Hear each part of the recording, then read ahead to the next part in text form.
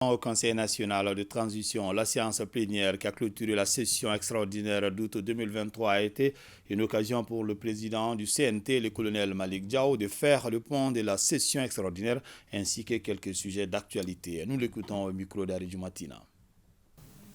Lors du jour de cette session extraordinaire, faudrait-il les rappeler, portait sur l'examen de 10 projets de loi, dont la totalité a été adoptée grâce aux efforts soutenus des différentes commissions du Conseil national de transition. Au nombre de ces lois votées figurent entre autres celles relatives au Code minier en République du Mali et au contenu local dans les secteurs miniers. Les réformes contenues dans ce nouveau Code minier réaffirment la souveraineté de notre pays sur les ressources minérales. Elles permettent de combler les vides juridiques liés au traitement par péage et de résoudre les incohérences liées à la réglementation des changes ainsi qu'à la problématique de la primauté des conventions d'établissement sur le code minier. Nous avons adopté la loi modifiant la loi numéro 06-067 du 29 décembre 2006 portant Code général des impôts et la loi numéro 06-068 du 29 décembre portant livre de procédure fiscale. Il faut ajouter la modification de la loi numéro 20-23-051 du 13 décembre 2002 portant loi des finances pour l'exercice 2023. Nous devrons aussi saluer le vote par notre institution des lois portant création de l'École nationale de l'administration pénitentiaire et de l'éducation surveillée et celle créant l'Institut national de recherche sur la médecine et la pharmacopée traditionnelle. Avec ces deux lois, notre pays amorce un tournant décisif dans la formation et dans la recherche qui sont les véritables leviers du développement. Comment ne pas évoquer également ces deux autres lois, non moins importantes, qui auront des impacts réels sur la vie de nos concitoyens.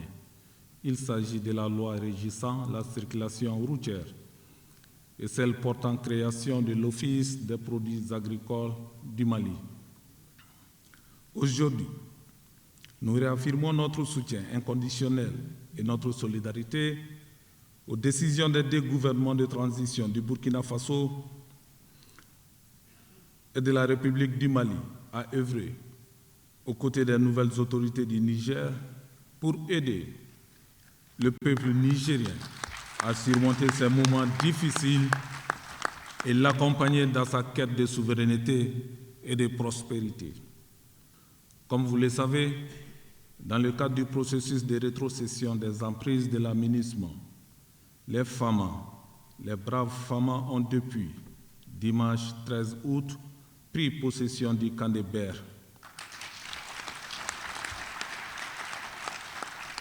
Le mouvement des unités a été émaillé d'incidents.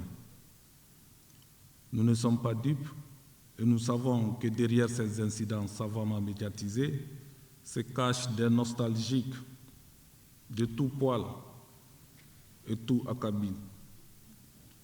Nos femmes, de façon méthodique, professionnelle, continueront leur occupation des emprises de l'aménagement. C'est le lieu de féliciter l'ensemble de nos troupes avec à sa tête le chef suprême des armées, l'imperturbable président de la transition, le colonel Assimi Goïta.